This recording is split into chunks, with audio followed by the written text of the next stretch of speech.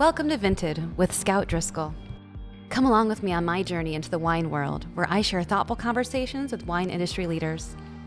Get ready for marketing insights from branding and design to sales and social media, and the answer to the ultimate question: what moves wine? I'm Scout Driscoll, founder of Vint Studio and host of VINTed, where I ask top leaders in the wine industry, how do you move wine? Past episodes include conversations on connecting with younger consumers with Rob McMillan, founder and EVP of the Silicon Valley Bank Wine Division, and Elise Terlato of Terlato Wines International. You can find those episodes and more on our website. On today's episode, we're chatting with marketing expert Theresa Wray. But before we dive in, here's a quick word from our sponsor. This episode is brought to you by Vint Wine Branding and Design, where rich storytelling meets smart design. At Vint, our studio goes beyond the label, guiding wine brands through strategy-rich branding and packaging evolutions, websites, point of sale, and more. Our work with Cooper's Hawk has helped them grow the nation's largest wine club to over 540,000 members. You can learn more about Vint at VINT.studio. And for a free label audit for your brand, email me at hello@vint.studio. I'm so excited to introduce to you Theresa Wray, owner of Clarity & Co. Clarity & Co. is a consulting business for the wine and spirits industry that specializes in marketing, trade relations, and U.S. market guidance for both domestic and imported brands. Theresa previously led marketing operations at Maison Marque and Domaine, the well-known import portfolio and U.S. marketing arm of Louis Roederer Champagne. After working there for 13 years, she departed to start her own business. And I'm so excited for her to share some of her insights on marketing with you today. Theresa, welcome to the show. Thank you so much, Scout. I'm happy to be here. Yeah, I'm so excited to have you share some of your insights today, especially when it comes to fine wines, premium brands. There's just so much history that you have with these brands. But let's get started with having you tell our listeners a little bit more about Clarity & Co. and how you help your clients. Absolutely. But first, thank you so much for having me on your podcast. Yeah. I love hearing the different voices, and I'm so happy to be one of your guests. So thank you. Of course. Clarity & Co. works with the wine and spirits industry. I work with imported and domestic brands, and brands come to me at all different points of their journey.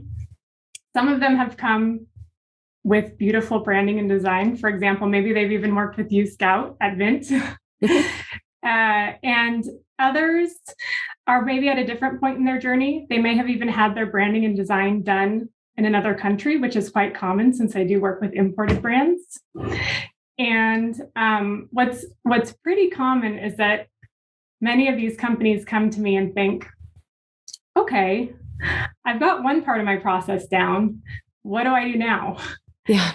And so I really try to meet them where they're at. And it can go in two different avenues. So one would be, okay, let's look at your current marketing initiatives and let me help you write a marketing plan. So the priorities completely depend on the client, but it may be, what do I do for the next year? Or what do I do now? Or what should we be thinking about for the next 3 years? So that might look like a roadmap. I like to call it a roadmap for my clients. What are some initiatives I can do over the next 1 to 3 years that I can either implement in-house with my own team or my own specialists, or sometimes we talk about how we can do that together, the implementation part. Another avenue it can take is what I call trade relations. So this is sort of the B2B side of the business. And that is often relationships with distributors, distributor transitions, looking at opinion leaders in the industry. And so sometimes we go that route, like looking at the key B2B considerations. But those are the two avenues. And I can talk a little bit more later too about some of the buckets that I fill when approaching those two avenues. I love that. And, so often in our studio, we talk about how we tend to start off with clients and they're kind of what I call in the nest, right? They're still in their little nest. And we're like, this is your wonderful brand strategy. This is who we're talking to. This is how you make people feel. This is what makes you so desirable to your consumer that you've selected. And then we give them amazing packaging, an amazing website. We set them up for success with social. Then we're like, peace. Just kidding. But we're like, we kind of push them out of the nest, and now they're going live and they're launching, and they realize that there's so much more thought that needs to go into that marketing strategy. And we don't tend to be so tactical when it comes to the actual boots on the ground deployment of the brand, but we do support our clients with marketing collateral. So if they came to us and said, wonderful, we're doing this campaign or we have this activation, we create all the graphics for that, but we don't necessarily make their marketing plan. So I love having you on speed dial to send to clients and say, okay, this is how we're going to now implement a strategy for getting the word out about your brand. And I think especially for newer brands, it's a very intimidating place to be. They're all going up against these companies that have endless marketing budgets, and they don't know where to put their pennies when they first get started. And I know that you work with a lot of premium brands and a lot of what I might call an end up, a brand that's not necessarily a startup, but someone who's been around for a while. But I'm just so grateful that you're there to kind of usher people through that process. Right. And when I love that. When they're in free fall. Right? I love that analogy of helping them fly out of the nest. It's so true for both domestic and imported brands. And sometimes I work with portfolios of brands as well that have both domestic and imported. And the needs are different, but the analogy is the same. Like, how do I fly out of the nest and now navigate this world of the US that we call the US market for wine and spirits? Which is so simple, really. I mean, right. Not at all. So some of the bigger asks for your clients would be what? Like, I know you've already highlighted a couple of the ways you work with clients, but beyond trade relations, beyond marketing plans, what are some other ways that you're able to kind of be a resource for them? Yeah, so I like to explain it as I used to work for an import and sales portfolio, which I can explain a bit later, but I really work at the intersection of marketing, sales, and operations. And usually when I have discussions with brands who are looking for some outside consulting help, it often falls into a few different buckets. And I can kind of go over those just to help give a visual of it. So the first bucket it may fall into is communication. And communication looks different whether we're talking about communication with the trade or communication to end consumers. But something that might be common is identifying some of those key messages that need to be conveyed to the end consumer. And maybe that's already been done, but we're looking for a refresh. And another aspect of communication is communication with the trade. So the way that we educate the trade about our brand and create awareness, it can look a lot different than what we tell consumers. We might be working with a sales team that's very highly educated in wine, or we might be creating materials for some sommeliers.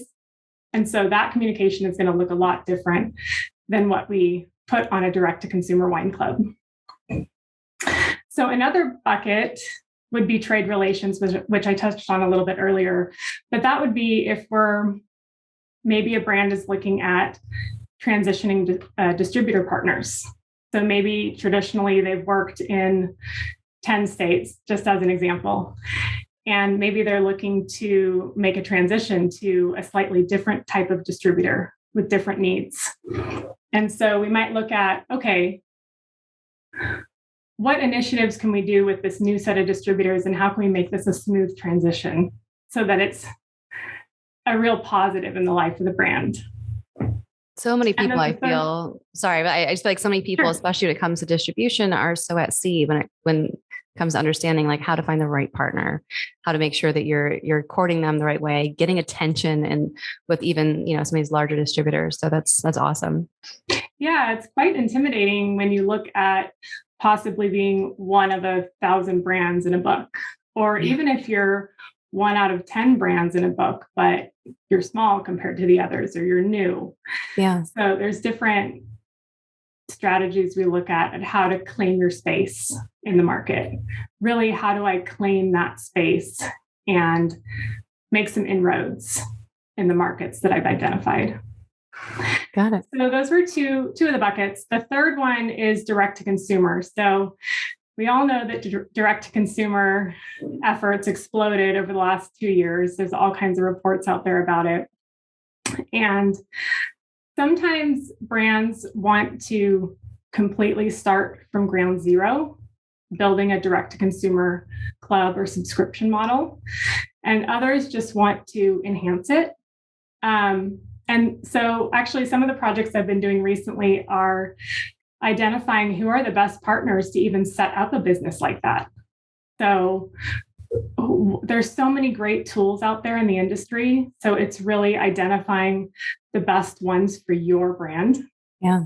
And that really touches on the operations part. Like, which partners can we identify to bring this full circle and really represent your brand the best when it comes to having to coordinate with the winery team and get the end message to the consumers and sell some wine.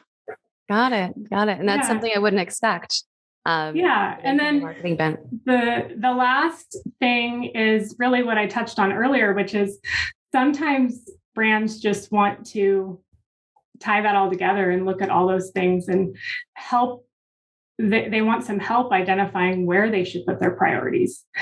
So I offer to wrap that up and tie a little bow on it in the form of a marketing plan or roadmap that really touches on their priorities and opportunities, maybe untapped opportunities that they can explore moving forward.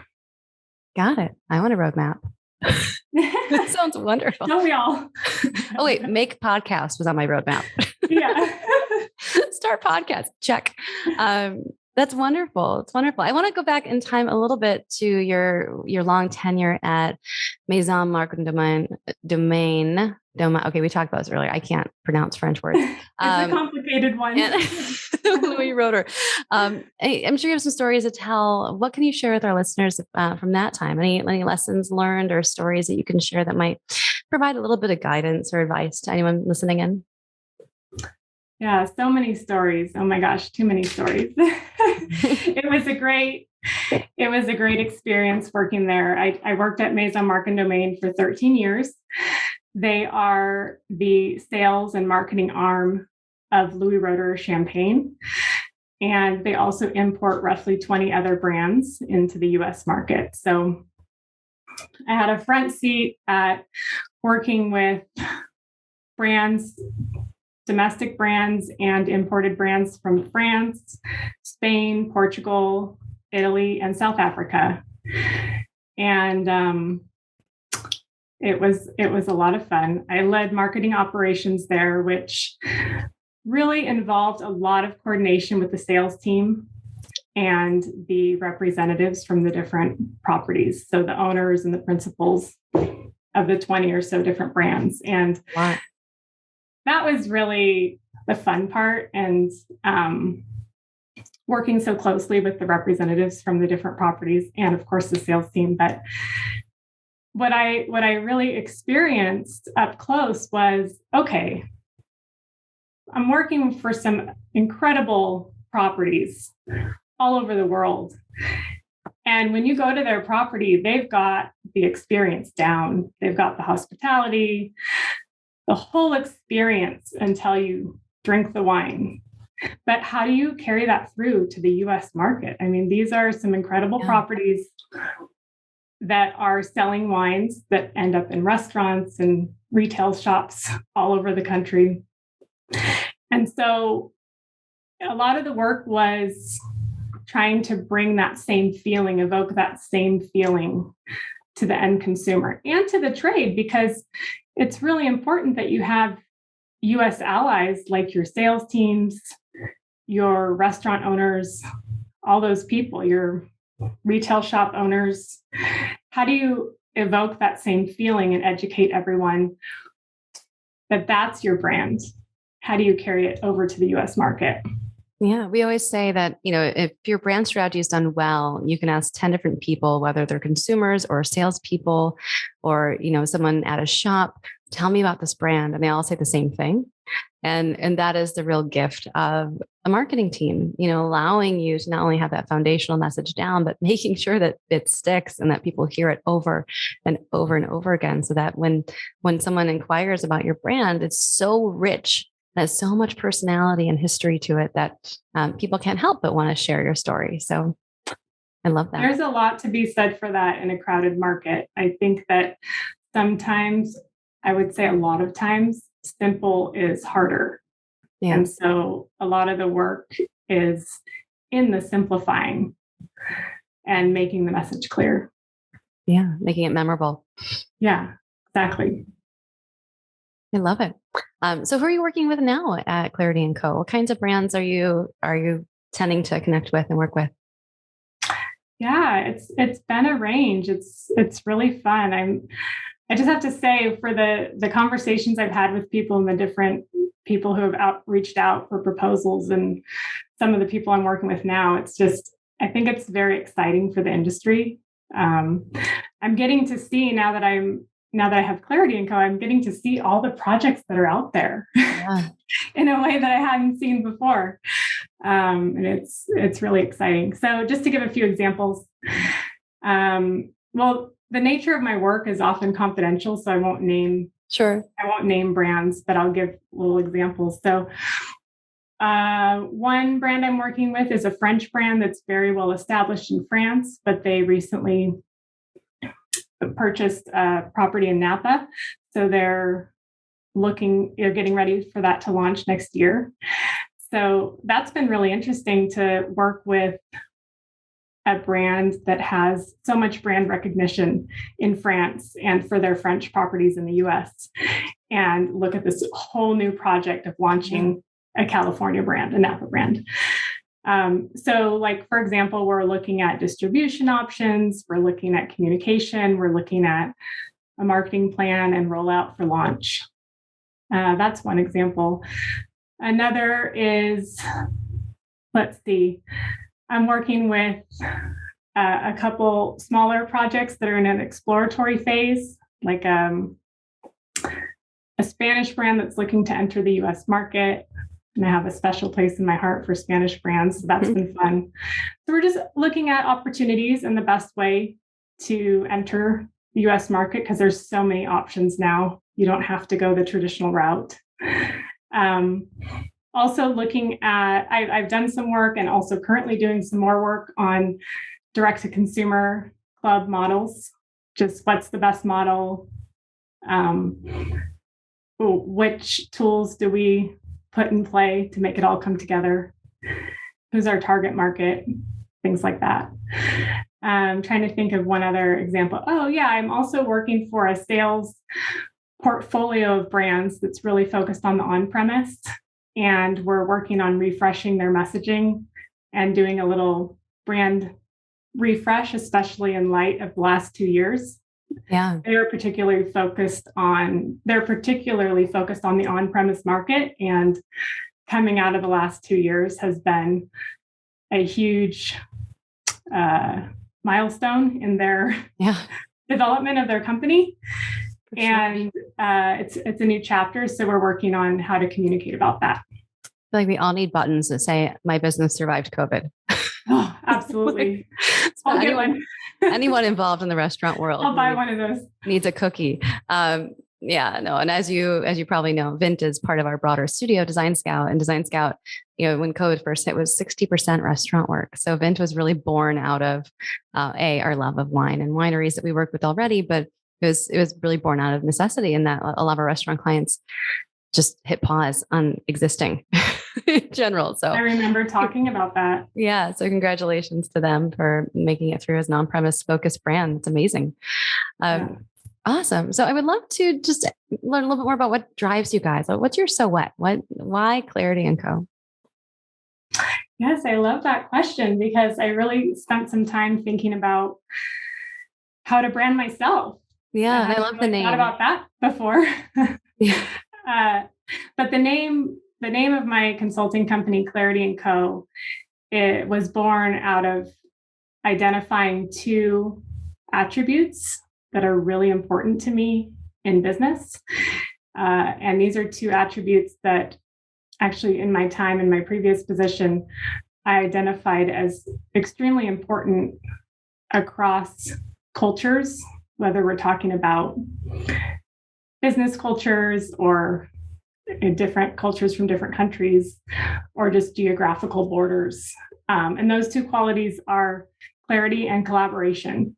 So the co part, actually speaks to collaboration. And whether we speak English as a first language or not, because I'm often working with people who speak multiple languages, and I'm always so impressed. The clarity part is so important to be efficient, especially when you're an outside consultant. I really believe in doing efficient work for my clients. I don't like wasting time. And the clarity, if we can carry that through in the brand messaging and just the planning, having clear steps to move forward and make some inroads in the market, that's the clarity part. And then, of course, collaboration is so important, as you know, in consulting relationships. And so I really wanted to create something that had those two pieces as a guiding light, clarity and collaboration. Such a great name. And such great tenets as well. Ones I share also, of course. And I love that clarity really does disseminate out to so much more than just know what you're doing. It's that know who you are and how that comes across. That's something that we definitely share. All right. Well, before we wrap it up today, I always like to put my guests in the hot seat and say, what is your number one advice for moving wine and increasing sales? And I know you probably have like 50 answers to this, and you could give a couple if you want to, but I would love to just really understand, for different wineries, what's the number one thing that you should be putting their time and effort into? Yeah, I know. If you're going to make me narrow it down, though, my number one is find the right partners. I've thought about that a lot because everybody wants to sell more wine and everybody wants to create more awareness for their brand. And in working so much with different amazing examples of distributor partners and sales teams and different accounts and different suppliers, different producers, I really have found that trust goes a long way, and finding the right partners that have that expertise that you don't have, or that fills an important gap for you, is so important. And also because brand building takes time. It's not usually a quick win. I mean, you might have a good label that helped you with a quick win, but the brand building is really a long game, and having those partners with the right energy and the right expertise and the trustworthy factor that's so important it'll be worth it in the long run. Awesome. And be patient for that too, because really your first partner might not be your best one. Right. And that's also why I love so much collaborating with design studios like yourself, Scout, or, web developers or people with social media expertise. I live by the same rule in my own business. Finding the right partners is so worth it. Absolutely. Oh, I love it. I love it. All right. We've been talking today with Theresa Wray, founder of Clarity & Co. Theresa, where can people learn more about you and Clarity Co. and connect? Yeah. They can go to my website, which is simply clarityandco.com. I'm also on LinkedIn and Instagram at clarityandco750. Love it. Love it. All right, everyone. That's all for this week's episode of VINTed. You can always head over to vint.studio to sign up for our email list, as well as check out all the links and resources in the show notes. And if you enjoyed this episode and you'd like to help support the podcast, please share it with others, post about it on social media, or leave a rating and review. To catch all the latest from me, you can follow me on Instagram at Scout Driscoll, and of course on LinkedIn. Thank you so much, everyone, and we'll see you next time. Tune in for the next VINTed. Subscribe today. For future episodes, marketing advice, and more, follow me on Instagram at Scout Driscoll. Learn more about VINT's design and branding services for wineries at www.vint.studio.